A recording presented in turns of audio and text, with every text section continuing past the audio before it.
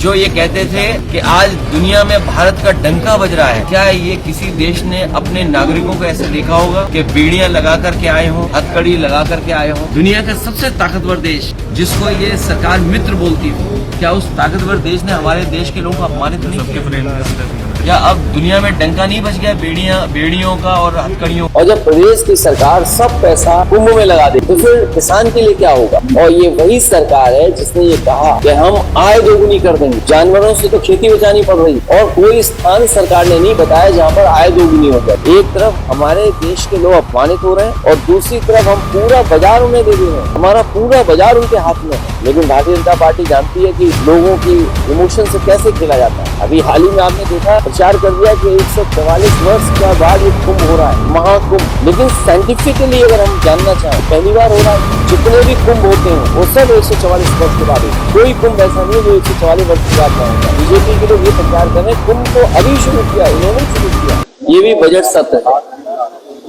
Budget सत्र में हमें उम्मीद जो थी देश के बजट से, वो उम्मीद तो पूरी नहीं हुई, मायूसी सी रही। प्रदेश क्या दे देगा नया? और जब प्रदेश की सरकार सब पैसा कुंभ में लगा देगी, जब सब पैसा कुंभ में लगा देंगे तो फिर किसान के लिए क्या होगा? सबसे अर्थव्यवस्था को मजबूत करने के लिए हमारी खेती, किसान और उससे संबंधित अगर योजनाएं बनेंगी और उनकी मदद होगी तो हमारा देश भी खुशहाल होगा। आज बताइए किसान को क्या मिला?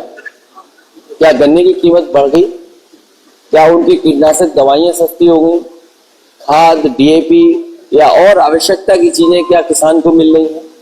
और ये वही सरकार है जिसने ये कहा कि हम आय दोगुनी कर देंगे। जानवरों से तो खेती बचानी पड़ रही है और कोई स्थान सरकार ने नहीं बताया जहां पर आय दोगुनी हो जाएगी। तो हमारे किसान की हालात क्या है? इसी तरह नौजवान भी बड़े पैमाने पे बेरोजगार हो रहा है, न नौकरी न रोजगार। और आपने देखा कि जो ये कहते थे कि हम $5 ट्रिलियन की इकोनॉमी बनाएंगे, जो ये कहते थे कि हम विश्व गुरु बन गए हैं, जो ये कहते थे कि हम 3 नंबर की अर्थव्यवस्था बहुत जल्दी बन जाएंगे, जो ये कहते थे कि आज दुनिया में भारत का डंका बज रहा है, क्या ये किसी देश ने अपने नागरिकों को ऐसे देखा होगा? एक तरफ हमारे देश के लोग अपमानित हो रहे हैं और दूसरी तरफ हम पूरा बाजार उन्हें दे रहे हैं। हमारा पूरा बाजार उनके हाथ में है। मैं मोबाइल पे द नॉर्थ फेस देख रहा हूँ, वो भी उन्हीं का है। मोबाइल भी इसमें ज्यादातर उन्हीं के होंगे, ये तो चीन का दिखाई दे रहा है। तो जब हम मैन्युफैक्चरिंग के लिए अपना ध्यान नहीं देंगे, जो सपना दिखाया है कि हमारा भारत में मेक इन इंडिया होगा, मेक इन इंडिया का जो सपना पूरा नहीं हुआ, उसका परिणाम ये हुआ कि हम बाजार बन के रह गए। सब बाजार में चीजें आई जा रही हैं। तो कभी न कभी कोई न कोई तो सोचेगा कि हमारा देश मजबूत कैसे हो, अर्थव्यवस्था कैसे हमारी अच्छी हो, हमारा किसान कैसे खुशहाल हो, नौजवान के हाथ में नौकरी कैसे हो, रोजगार कैसे हो। लेकिन भारतीय जनता पार्टी जानती है कि लोगों की इमोशन से कैसे खेला जाता है। अभी हाल ही में आपने देखा, प्रचार कर दिया कि 144 वर्ष का बाद ये कुंभ हो रहा है, महाकुंभ, महा आयोजन हो रहा है। लेकिन साइंटिफिकली अगर हम जानना चाहें, किसी एस्ट्रोनॉमी के माध्यम से कुछ जानना चाहें कि ये पहली बार हो रहा है क्या? जितने भी कुंभ होते हैं वो सब 144 वर्ष के बाद होते हैं। कोई कुंभ ऐसा नहीं है जो 144 वर्ष के बाद ना होता हो। क्योंकि कब धरती बनी, कब ये हमारे प्लैनेट्स बने, कब यूनिवर्स बना होगा। और फिर सम्राट हर्षवर्धन ने शुरू किया था कुंभ का आयोजन।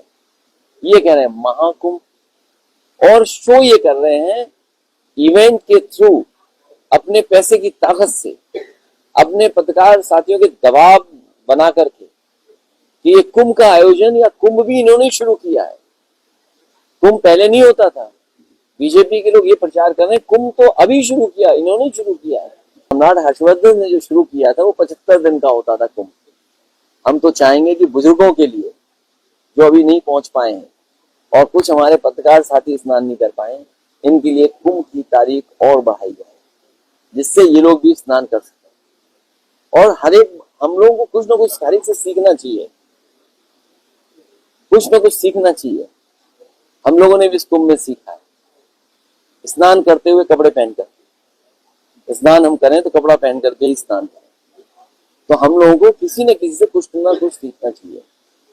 तो जहां ये धार्मिक इसका पहलू है, जहां सम्राट हर्षवर्धन ने शुरू किया था, और फिर क्या दुर्दशा हुई है सोचो। लोग घंटों सोए गाड़ी में, एक एक रात, दो रात गुजारिएगा, लोगों की जान गई है, लोग निकल नहीं पाए हैं। इलाहाबाद प्रयागराज के लोग तो हाउस अरेस्ट रहे हैं। दो मुख्यमंत्री प्रदेशों के जाम खुलवा रहे, जो ट्रैफिक का काम एक सिपाही करता है। बीजेपी का चुनाव लड़ने का तरीका बड़ा अलग है। वो दबाव बनाते हैं अधिकारियों से, प्रेस से, बेईमानी की सब सीमाएं लांघ जाते हैं। आपके ही पड़ोस के जिले में जब बाई इलेक्शन हुआ था तो आपने देखा था कि मतदाता को बाहर नहीं निकलने दिया, मतदाताओं को उन्होंने रोक लिया और प्राइवेट ड्रेस में पुलिस से वोट डलवा दिया। सुनने में ये आ रहा है कि पुलिस के लोग भी ईवीएम की मशीन बटन दबा रहे थे। प्रिसाइडिंग ऑफिसर कौन होगा वो तय किया था उन्होंने, बीएलओ कौन होगा तय किया था, एसओ कौन होगा तय किया था। बीजेपी ने ये भी तय किया था कि प्राइवेट ड्रेस में कितने इंस्पेक्टर रहेंगे। तो जब इलेक्शन कमीशन को हम लोग शिकायत करते रहे, इलेक्शन कमीशन ने भी नहीं सुना। और आपने वो देखा होगा माँ बेटी किस तरीके से, अब महिलाएं जो पुलिस की रिवॉल्वर से नहीं डरी, वो इसी तरह उन्होंने अन्य चुनाव में किया।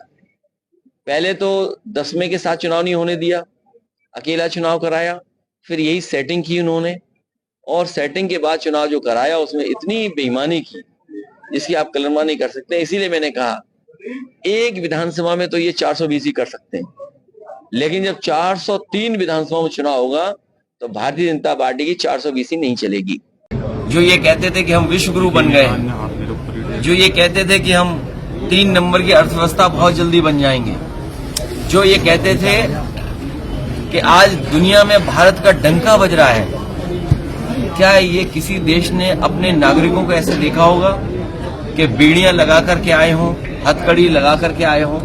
और जो खबरें मिल रही हैं अखबारों के माध्यम से कि कितने घंटों उन्हें वॉशरूम नहीं इस्तेमाल करने दे रहे हैं, जो नौजवान हैं वो बीड़ियां नहीं खोल सकते हैं, जो महिलाएं हैं उनके साथ व्यवहार क्या हुआ है।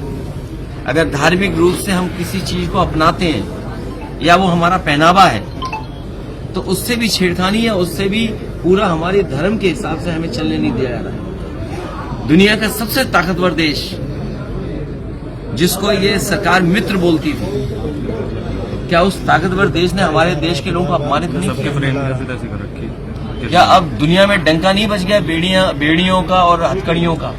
INDC नेटवर्क, बदलते भारत के साथ।